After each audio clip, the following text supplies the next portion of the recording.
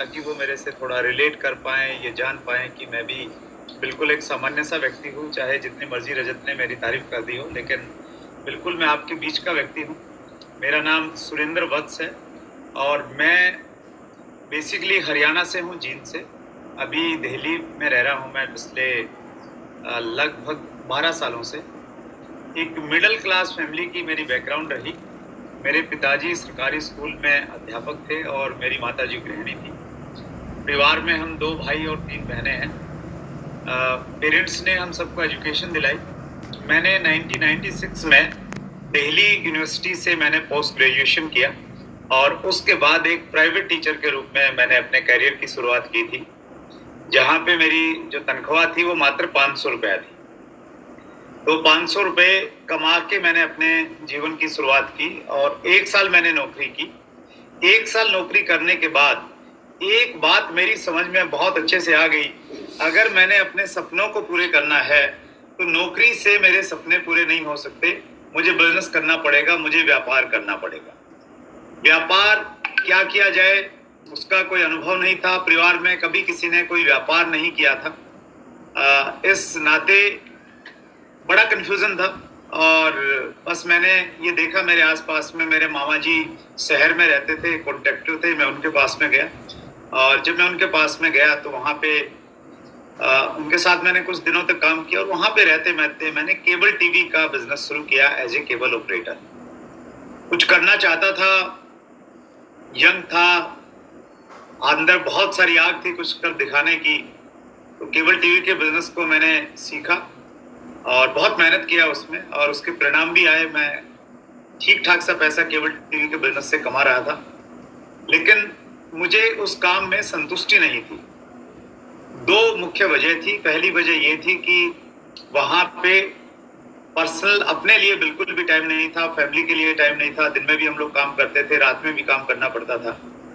और दूसरी वजह ये थी कि जिस क्षेत्र में मेरे केबल के कनेक्शन थे, उस क्षेत्र से अगर मैं कभी गुजरता तो लोग मुझे पीछे से आवाज लगाते और ये कहते, केबल वाले सुनना। और जब कोई आपको ऐसी आवाज से बुलाता है, जो शब्द आपको अच्छे नहीं लगते हैं, तो आप अक्सर उस आवाज को इग्नोर कर देते हैं। तो मैं भी उसको इग्नोर करने की कोशिश करता, आगे बढ़ता, तो फिर वो आवाज और तेजी से लगाते और जोर से चिल्लाते, केबल वाले भैया सुनना। और फिर मैं मजबूरी में, सबको मालूम चल जाता कि भैया केबल वाला कोई जा रहा है, मैं मुड़ता उनके पास में जाता और वो मुझे इसलिए नहीं बुलाते थे कि चाय ठंडी हो रही, आओ चाय पी लो। तो वो शिकायतें करते, आपका केबल ठीक नहीं चल रहा है। वो कहते कि आप नई फिल्में नहीं लगाते हैं, पुरानी फिल्में दिखाते हो, और इस प्रकार की तमाम शिकायतें वो सुनते और वो ये भी नहीं देखते कि मैं अकेला हूँ, मेरे साथ में कोई मेरा दोस्त है, मेरा कोई रिलेटिव है। तो वो शुरू हो जाते। तो वो स्थिति मुझे बिल्कुल अच्छी नहीं लगती थी और मुझे ऐसा लगता था कि मैंने कोई दूसरा काम करना है, ये काम मैंने नहीं करना। हालांकि पैसा बहुत कमा रहा था, अच्छी इनकम थी मेरे पास में उन दिनों। वो प्रॉफिटेबल बिजनेस था, उसमें कोई कंपटीशन नहीं था केबल टीवी के बिजनेस में। लेकिन वो मैं करना नहीं चाहता था और शायद मेरी बात से कुछ लोग रिलेट करें जो हमारे साथ में जुड़े हुए हैं। शायद आप कोई काम करते हैं, उस काम से आपको पैसा भी मिल रहा है, लेकिन आपको शायद संतुष्टि नहीं, आपको लगता है कि नहीं, कुछ ना कुछ आपकी जिंदगी से मिसिंग है, कुछ और आपको चाहिए जिंदगी में। तो ऐसी ही स्थिति मेरी थी। और बचपन में हमने एक कहानी सुनी होगी या अंग्रेजी जो पढ़े हैं उन्होंने उसको रटा होगा, क्योंकि अंग्रेजी हम लोगों को ज्यादातर जो ग्रामीण क्षेत्र के बच्चे हैं उनको याद नहीं होती, रटनी पड़ती थी कहानियां, ऐसे, letters. Once there was a crow, he was very thirsty, he went here and there in research of water but all in vain।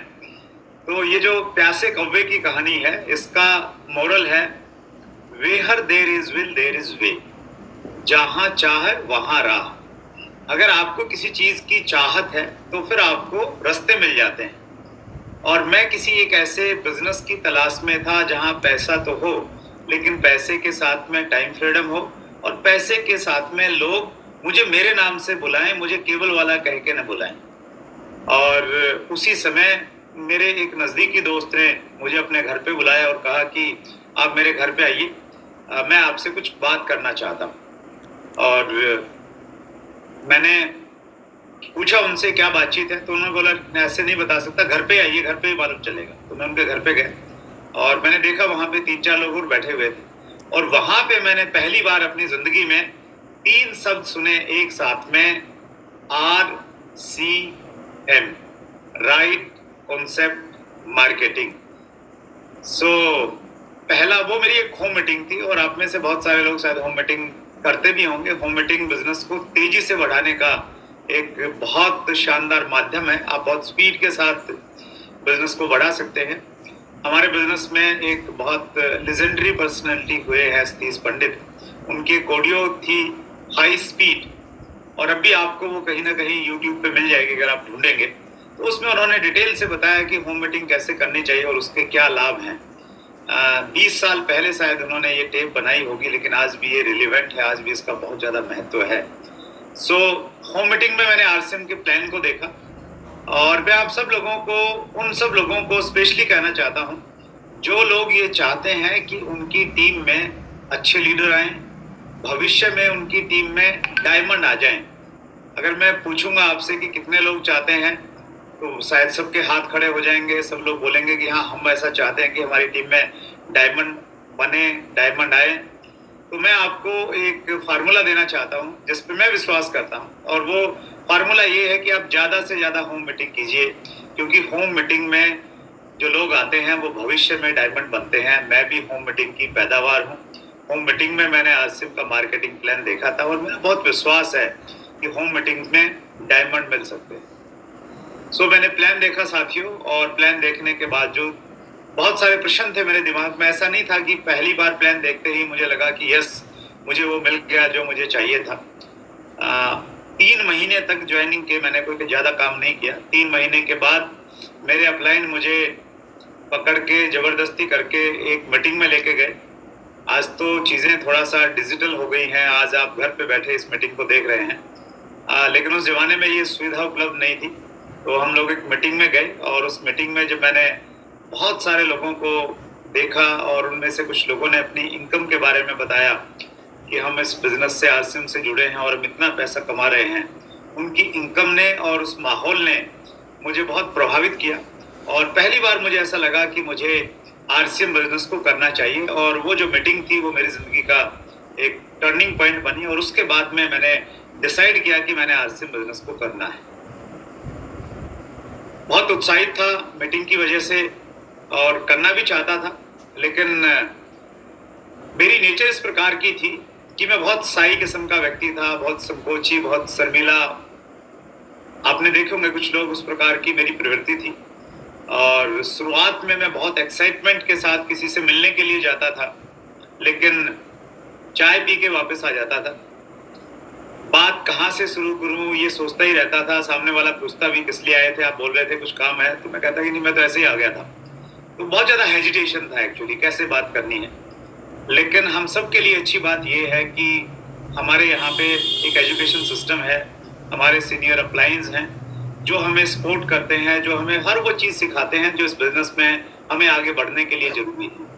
अगर आप में से भी कुछ लोग मेरे से रिलेट कर रहे हैं, वो बहुत संकोची हैं, शर्मीले हैं, हेजिटेट करते हैं किसी में बातचीत करने के लिए, तो आप घबराइए मत। आप अगर इस बिजनेस से जुड़े रहे, एजुकेशन से जुड़े रहे, यूनिक एजुकेशन सिस्टम की ऑडियो वीडियो अगर आप देखते रहे, तो आपको हर चीज़ सिखाई जाएगी, आपका हेजिटेशन दूर किया जाएगा। कुछ लोगों में हेजिटेशन नहीं होता है, वो इतने ज़्यादा खुले होते हैं, इतने ज़्यादा बोलते हैं कि वो चुप ही नहीं रहते। तो अगर आपकी ये वाली प्रॉब्लम है, तो चुप कैसा रहना है ये भी ये सिस्टम आपको सिखा देगा। तो एक परफेक्ट पर्सन कैसा होता है, यहाँ की एजुकेशन और यहाँ का सिस्टम आपको सिखाएगा। और जब आप इस प्रकार की परफेक्ट पर्सनैलिटी बन जाते हैं, आकर्षक व्यक्तित्व आपका हो जाता है, तो फिर लोग आपसे मिलना चाहते हैं। जो लोग आपके साथ में आ गए हैं वो आपके साथ में काम करना चाहते हैं, काम करना पसंद करते हैं, और फिर आपकी एक अच्छी शुरुआत हो जाती है।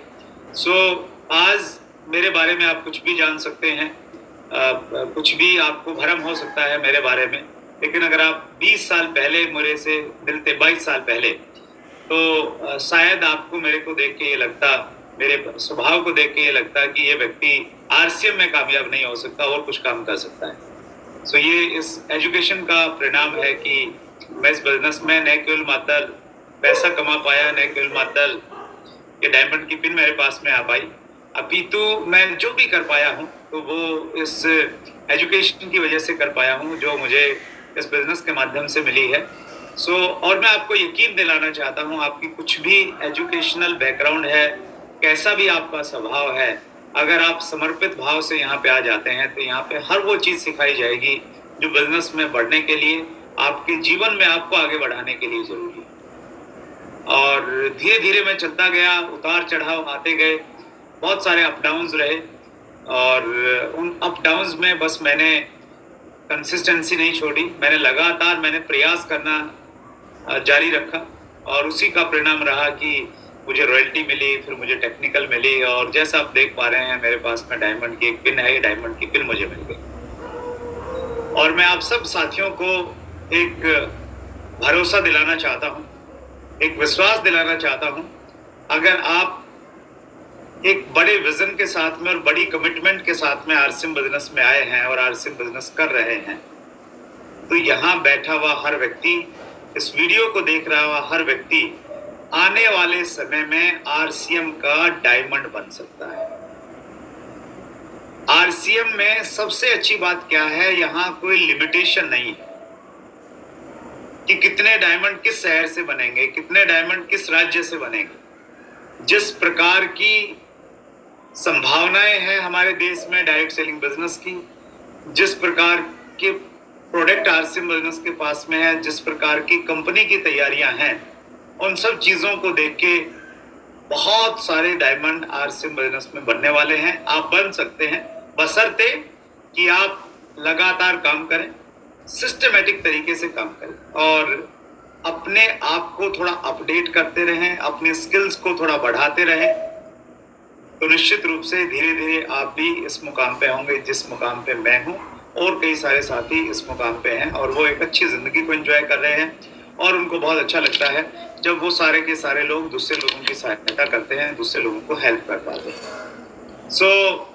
मैं एक प्रेजेंटेशन के माध्यम से आपके सामने अपनी बातचीत रखना चाहता हूं, और मैं प्रेजेंटेशन आपके सामने रखूं उससे पहले एक इन्फॉर्मेशन मैं देना चाहता हूं जो बहुत जबरदस्त इन्फॉर्मेशन है, बहुत काम की इन्फॉर्मेशन है आप सब साथियों के लिए, जो साथी ऑलरेडी आरसीएम के डिस्ट्रीब्यूटर्स हैं और पुराने डिस्ट्रीब्यूटर्स हैं। तो उनकी टीम में से बहुत सारे साथी होंगे जिन्होंने खरीदारी नहीं की, और खरीदारी न करने की वजह से उनकी आईडी टर्मिनेट हो गई है, इनएक्टिव है, वो परचेज नहीं कर पाते हैं। वो अगर सेंटर पे जाते हैं तो परचेज करने का ऑप्शन उनको नहीं मिलता है, और उनमें से कुछ लोग करना भी चाहते हैं लेकिन वो कर नहीं पाते हैं क्योंकि आईडी उनकी टर्मिनेट हो गई है।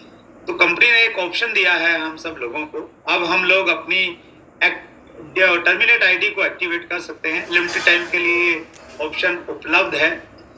1000 रुपये, 1000 डिस्ट्रीब्यूटर प्राइस कहें उसको, या एसपी कहें, शॉपिंग प्राइस कहें, कि खरीदारी करके, सिंगल खरीदारी करके कोई भी व्यक्ति अपनी टर्मिनेट आईडी को एक्टिवेट करवा सकता है। ये एक अवसर हम सब लोगों के पास में, उनको मैं देख पा रहा हूँ, उनके चेहरे में यहाँ पे देख पा रहा हूँ। कल से एक अलग तरह का हम लोग मिशन स्टार्ट कर रहे हैं, और शायद ये सप्ताह के लिए या 10 दिन के लिए ये एक मिशन रहेगा। और ये जैसे आपने देखा ना, कई बार सरकार की तरफ से एक साप्ताहिक कार्यक्रम चलता है या एक पाक्षिक कार्यक्रम चलता है 15 दिनों के लिए, और किसी एक चीज पे विशेष फोकस होता है। तो उसी प्रकार का एक प्रोग्राम डिसाइड किया गया है, आज ही डिसाइड किया गया है, और पहली बार मैं उसको अनाउंस कर रहा हूँ।